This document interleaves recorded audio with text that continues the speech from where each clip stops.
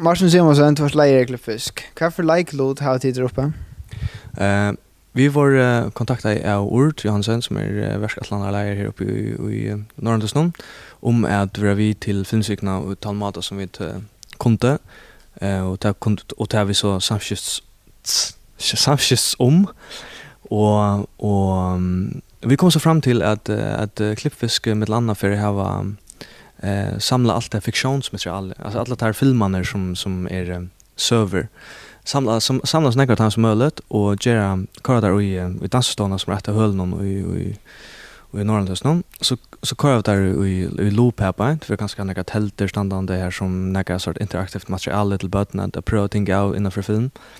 Och så låter vi på imska mat vi att vara att vi årskift i makro film så är vi där här och dela till filmslig vitande som vi det var så Klippfisk skriver imska likeloter till filmsykna.